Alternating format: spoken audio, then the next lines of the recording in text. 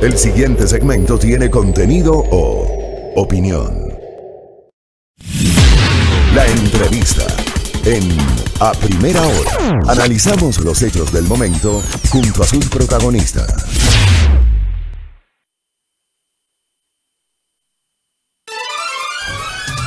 Muy bien, 7:27. Sigamos hablando del tema de la Contraloría General del Estado.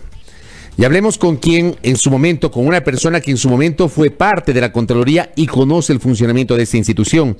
La doctora Alejandra Vivanco, ex subcontralora general del Estado, está con nosotros aquí en A Primera Hora. ¿Cómo le va, doctora? Bienvenida.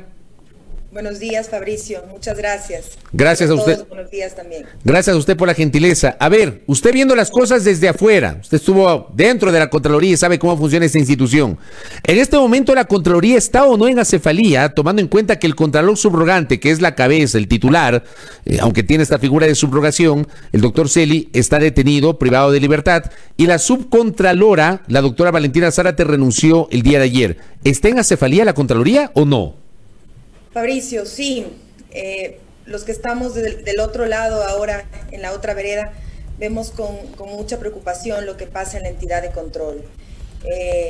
En mi caso en particular, siento mucho dolor de lo que está pasando. La entidad de control es una entidad técnica, debería ser una entidad técnica, alejada de cualquier rasgo político o sesgo político. Y lo que vive hoy la Contraloría en realidad es preocupante. Preocupante para el normal desenvolvimiento del quehacer del control gubernamental, ya que la Contraloría ejerce no solo control sobre los recursos públicos, sino un control continuo y un control previo en las entidades del sector público. Hoy por hoy, con los hechos acontecidos desde el 12 de abril, que se detuvo al Contralor subrogante, y luego la licencia sin remuneración a la que accedió y por ende la subrogación de la doctora Zárate, amparada en el criterio del procurador que resolvió frente a la consulta del Consejo de Participación Ciudadana. Y desde el 12 de junio para acá, la Contraloría General del Estado no tiene contralor. Desde ayer no tiene subcontralor de responsabilidades, que hace las veces de subcontralor general.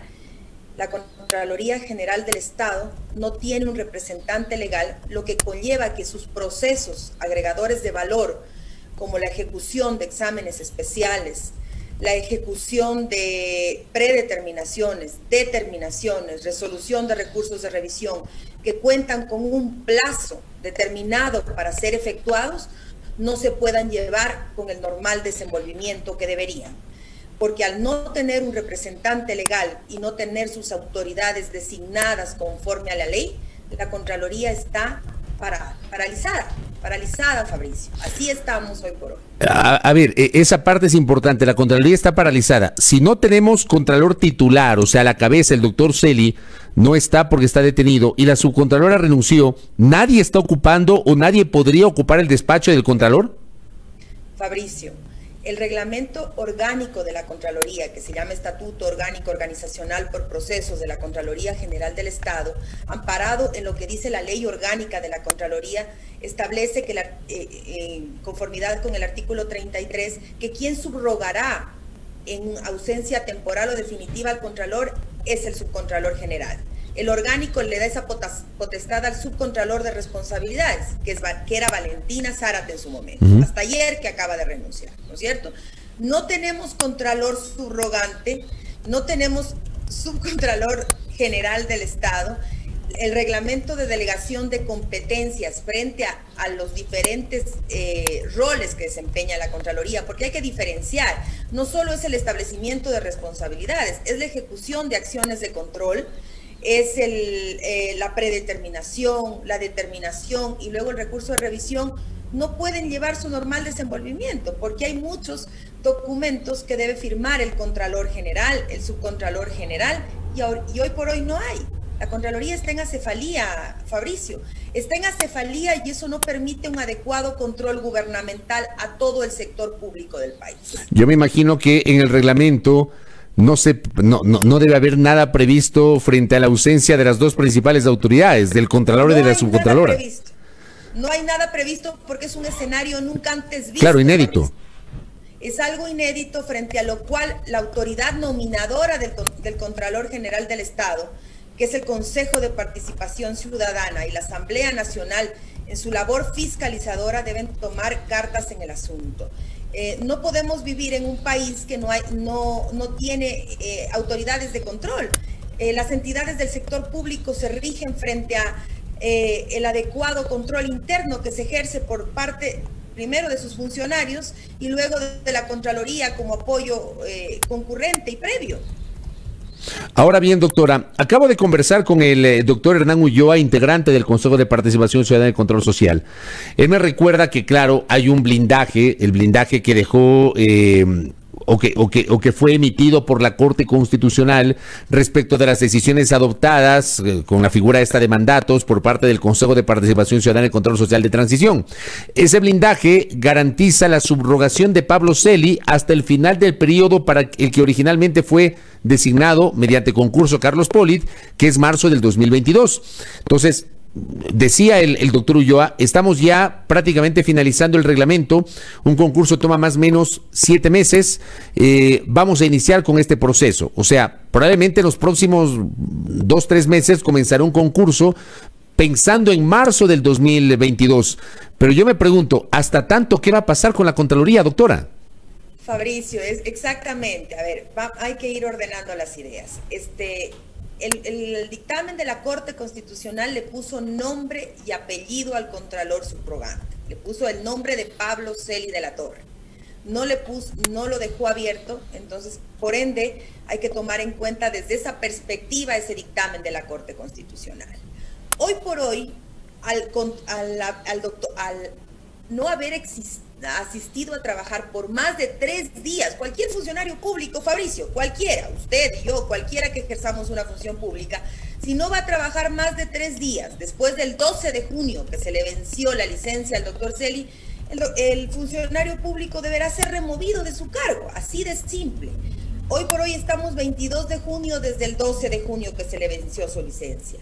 Esta profesional del derecho y conocedora del manejo interno de la Contraloría está convencida, sin tener documentos que así lo sustenten, que el permiso por vacaciones del doctor Celi no pudo haber sido legalizado. El permiso por enfermedad de igual manera. ¿Por qué? Porque los funcionarios de la Coordinación de Talento Humano de la Contraloría conocen, al igual que yo, que luego de una licencia sin remuneración para acceder a cualquiera de esos 2 permisos, sea de vacaciones o sea por enfermedad, el funcionario público tenía que haberse sido reintegrado a la institución porque no estaba en funciones, porque tenía una licencia sin remuneración. Entonces, el permiso por enfermedad o el permiso por vacaciones no está legalizado. Hoy por hoy lo que corresponde es la cesación del doctor Celi por no haber asistido a trabajar 3 días después de haberse vencido la licencia sin remuneración. Pero yo, por ejemplo, le voy, doctora, justamente con base en lo que está explicando, permítame recordarle cómo se ha manejado el tema del doctor Celi, porque me parece que fue el martes 8 de junio, en la noche reportaron que tenía COVID, que se había puesto mal y recibió una autorización para ser trasladado de la cárcel 4 al Hospital Eugenio Espejo.